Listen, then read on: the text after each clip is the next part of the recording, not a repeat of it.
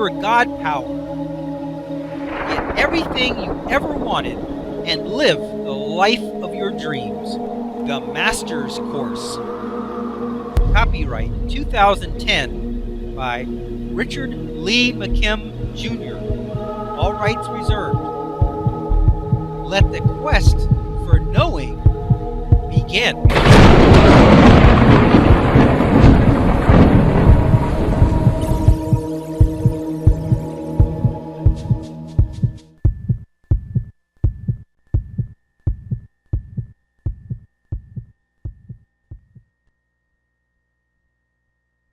Question number 2. What is the basis of a frequency? Is it A, meaning that is already present, or B, meaning that you assign, or C, either? Well, the answer is definitely C, because the basis of a frequency is meaning. Now, whether it was present or whether you assigned it, doesn't matter. It's still a meaning. Meaning creates frequency. When you have a frequency, well, we're going to get to this next, so I'm not going to spoil it, but I will say when you have a frequency, it resonates or elicits its kind. So back in our chapter 1 examples of the placebo and stuff, when you said that the medicine was good medicine, that it was a miracle cure, you gave that pill a meaning. Now, if you went by the meaning already present, it had a certain frequency, sugar pill. But if you gave it a meaning, now it had a meaning of a miracle cure, and it was a different frequency. But in both cases, they both had frequencies. They had different meanings. So different meanings created different frequencies. So the basis of a frequency, bottom line, is meaning. Whether it's already present or whether you create it, doesn't matter. There could be a meaning already present that has a certain frequency, and it's doing its thing. And you come along and say, I want a different result. So I'm going to change that meaning, and you do. And now it creates a new frequency, but it's still a frequency, but it's a different frequency. And now it's going to elicit and do a different thing. Still, it's a frequency. Still, it's created by meaning. So frequencies are created by meaning, whether they're present or whether you assign them. It's the same thing. Okay. Question number 3.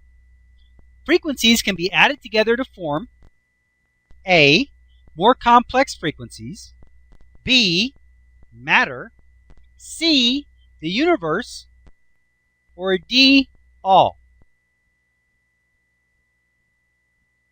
Well, I just gave this one away. I gave this away with answer number 1. It's D, all. Frequencies can be added together to create more complex frequencies. That's like the example of the song. You have an individual guitar, which has a certain frequency that it's creating, and you have a singer, which has a certain frequency that the singer is creating, and one from the drum and whatever, and you connect them all together, you blend them, you play them all at the same time, and you make a more complex frequency, but within that frequency, it still has its elements. So yes, they can be added together to make more complex frequencies. That's what the atom is. The atom is a combination of proton frequencies and a certain number of them, and neutron frequencies, a certain number of them, and electron frequencies, a certain number of them, all together form that particular atom. And then, if you take that atom and you connect it with other types of atoms, or even more of the same kind of atom, then you're forming a molecule, which is now an even more complex frequency, because it's a frequency created by its subparts, which are atoms, and they're created by the frequency of their subparts, which are neutrons and protons and electrons. You see how that works? Now you take that matter and you form it into a building or into an object, and the object itself, by its shape and its form, has a certain frequency.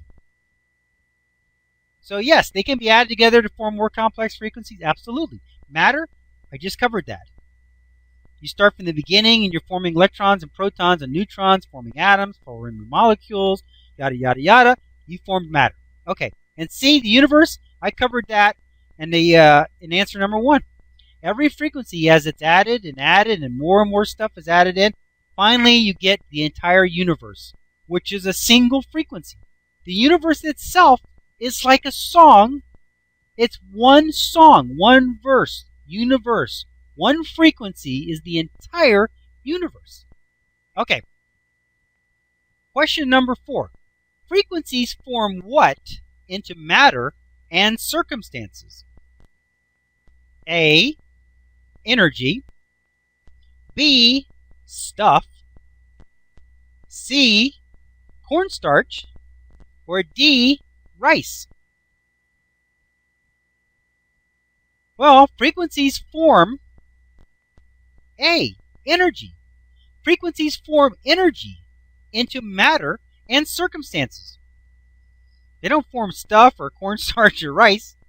Those are matter. Those are objects.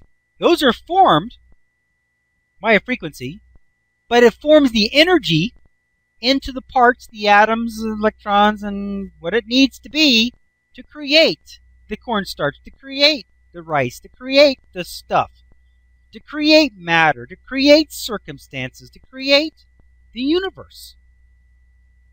Okay, so the answer is A, energy. Frequencies form energy into matter and circumstances. Okay. Question number 5. The essence of a frequency is that it causes energy to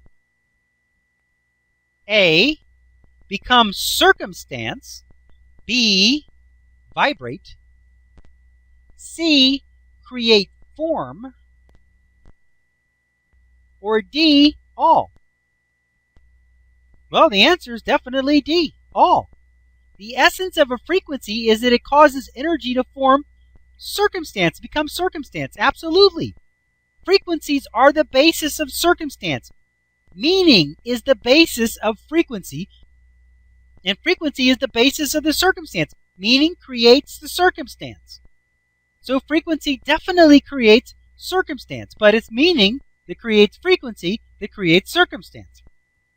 Vibrate? Yeah, it causes energy to vibrate. That's what it does. That's what a frequency is. It's a certain vibration at a certain speed. So it's vibrating at a certain speed, the energy, and at a certain speed it becomes an electron. At a different speed it becomes a proton. At a different speed it becomes a neutron. At a much, much trillion gazillion times slower speed it becomes light. At an even ton slower speed it becomes sound. At a really, really slow speed, you can feel it vibrating. But frequency causes energy to vibrate, become circumstance, and create form. So the answer is D, all. Okay.